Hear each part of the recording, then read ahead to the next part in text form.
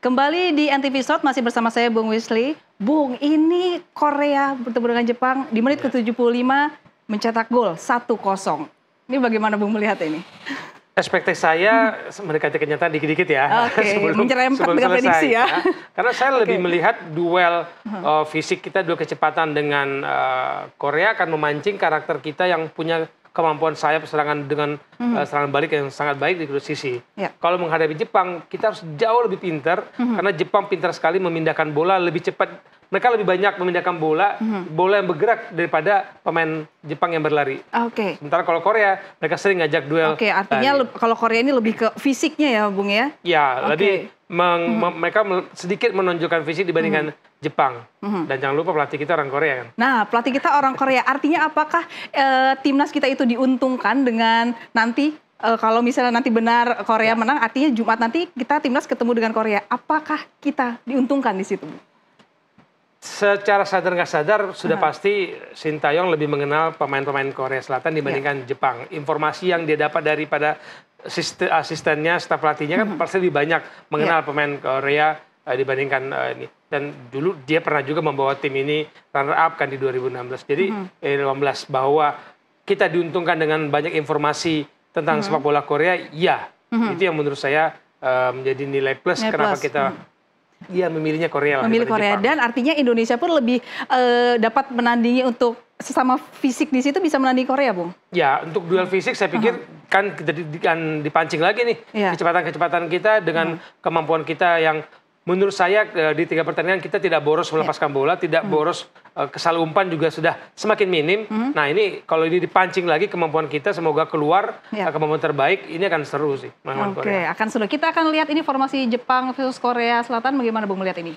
Ya kekuatan mereka ada di tengah. Kalau tadi saya katakan kita menghadapi Qatar, Australia, Yordania itu sangat baik di serangan sayap. Jepang, Korea mainnya mirip. Semua lini dikuat, tapi serangan tembakan dari tengah mereka harus kita waspadai. Ini kita nggak dapat ketika di pertandingan 3 pertandingan di grup A. Nah, ini serangan yang harus serangan bagian tengah harus diwaspadai. Nah, siapa nih harus diwaspadai? Nama-nama siapa, Bung? Ketemu dengan timnas kita. Iya, dengan formasi ini kita anggap ya, Ho Shin Ho, Kim, Choi Kang Min ini adalah pemain-pemain yang paham bagaimana bermain bola di sebuah turnamen. Kalau kita lihat bagaimana mereka menghadapi Cina, WA, tidak banyak, kalau menurut saya tidak banyak kesalahan-kesalahan elementer yang diperlihatkan oleh pemain di lini tengah.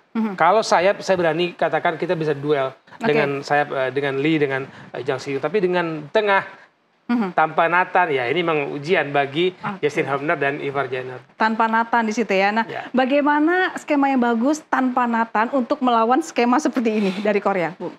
5 gelandang tetap sih saya. Jadi kalau kemarin lawan Australia kita memainkan 3 penyerang dengan karakter yang sangat agresif, saya pikir 5 gelandang di tengah dengan memainkan jangkar 2 Ivar Jenner dan Justin dan Marcelino apakah kembali bermain sebagai pemain yang agresif di depan bersama Witan maupun Rafael Struijk, ini pilihan. Bisa jadi saya nunggu lagi. Bisa jadi ada kejutan dari formasi starting lineup. Bisa jadi ada 3 gelandang di tengah, bukan lagi duet jangkar Justin maupun Ivar Jenner. Mungkin ada tambahan 1. Tambahan lagi ya? Oke, Bung, tadi kita membahas mengenai seperti apa nih kesiapan timnas kalau bertemu dengan Korea Selatan. Bagaimana jika di menit-menit ini sedang berjalan nih, setelah menit ke-75 ternyata Jepang yang unggul. Bagaimana, Bung? Kesiapan timnas harus seperti apa? Ini lebih pusing lagi. Lebih pusing lagi, Apa kepusingan yang harus ditanggulangi nih, Bung? Saya melihat pertandingan Jepang sebelum lawan Korea ini, bagaimana mereka bermain dengan lebih pintar. Mereka menggantikan 7 formasi starting line berbeda di pertandingan, mainnya sama. Speednya mainnya tetap mereka jaga, ritmenya mereka jaga. Mereka pintar sekali memancing lawan masuk ke ritme yang mereka inginkan. Nah, begitu ritme, artinya mampu mengendalikan lawan ya di situ. Betul. Begitu lawan sudah dikendalikan, mereka main dengan yang mereka suka dan mereka nggak perlu banyak-banyak menang. Kita lihat, kita bisa mencetak 4 gol. Jepang Korea nggak usah banyak-banyak karena turnamen itu butuh 1 gol cukup. Yang penting menang karena pertandingan akan ada mungkin bisa 3-4 lagi dan waktu yang mepet. Jadi tidak perlu habis di 3 pertandingan. Sedangkan Jepang tuh unggul untuk menjaga ritme itu ya, Bung ya? Itu dia. Oke, Bung, ada kemungkinan penalti tidak, Bung? Melawan ini pada saat ini? Kalau saat ini kalau semua skornya sama, jumlah head to head kan akan sama kalau misalnya 1-1 gitu ya. Jumlah gol juga sama-sama 4 lawan 0, 4 lawan 1, mencetak 4, masukkan 1. Lalu tidak ada selisih gol, ya ujung-ujungnya penalti. Kalau penalti gagal lagi nanti dilihat lagi jumlah kartu kuning, kartu merah akan ditentukan siapa yang paling banyak menerima kartu kuning, kartu merah, dia kalah. Iya, Bung, kita akan melihat nih sekarang formasinya Jepang. Kalau Jepang bisa membalikan keadaan melawan Korea yang tadi sudah 1-0 dan nantinya bisa ketemu dengan Indonesia, nih bagaimana? Nah, ini formasinya. Bagaimana, ya, ini Bung? Apakah formasi yang sedang bermain itu? yang harus kita waspadai. Saya katakan tadi kalau menghadapi 3 lawan, terutama yang Timur Tengah main dengan sayap, ini sama dengan Korea. Kuatnya di tengah ini. Sama dengan Korea? Sama dengan kuatnya di tengah, dan mereka Yamamoto, Kawasaki, kalau lihat pertandingan, menahan bola, mendelay, memancing lawan. Garis pertahanan kita yang ketika, kalau kita lihat menghadapi Australia, lebih ke dalam, tapi ketika menghadapi Yordan, garis pertahanan kita di sepertiga tengah lapangan itu bisa gampang dipancing oleh Jepang. Ini yang berbahaya. Garis pertahanan kita nanti jangan sampai lebih ke arah ke pertahanan Jepang, lalu kemudian mereka akan mengatur, tadi Anda mengatakan dikte. Nah, jangan sampai kita didikte oleh permainan Jepang. Nah bagaimana kalau misalnya nanti ketemu Jepang, bagaimana Indonesia agar tadi Bung bilang tidak ikut dengan permainan seperti unggul Jepang itu bisa membawa lawan itu ikut dengan permainannya. Bagaimana, Bung? STY harus seperti apa?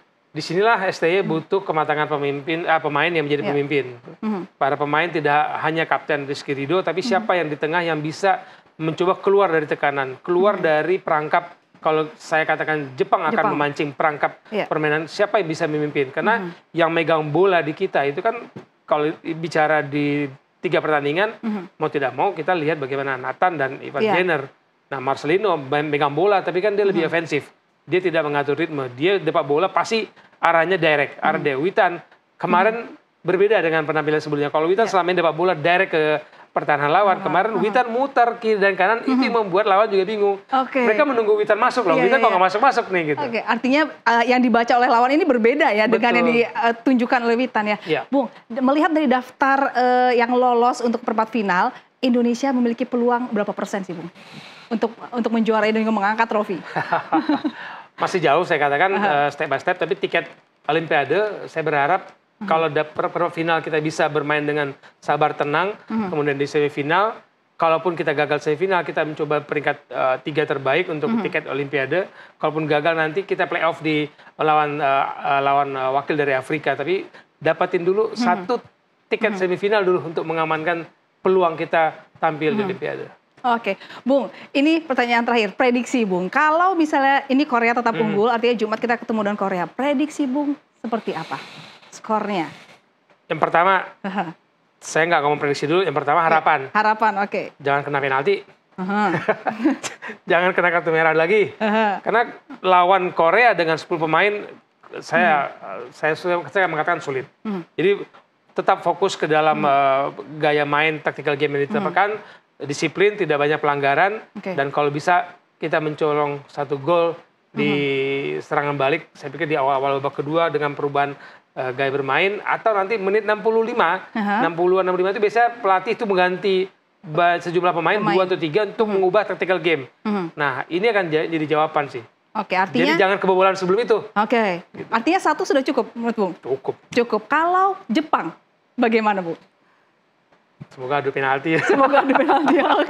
Tapi tetap harapan Bung ketemunya dengan Korea yang lebih membuat Indonesia lebih safety ya. Karena dapat informasi lebih banyak untuk meracik strategi yang kita butuhkan. Kita sama-sama berharap Indonesia nanti pertemuan pada hari Jumat nanti dapat memberikan hasil yang sangat membanggakan juga untuk sejarah Indonesia. Terima kasih Bung. Kita sama-sama berharap Indonesia bisa ke Olimpiade Bung ya. Baik, terima kasih Bung. Ya pemirsa, kami masihkan kembali, tetaplah di NTV Sport.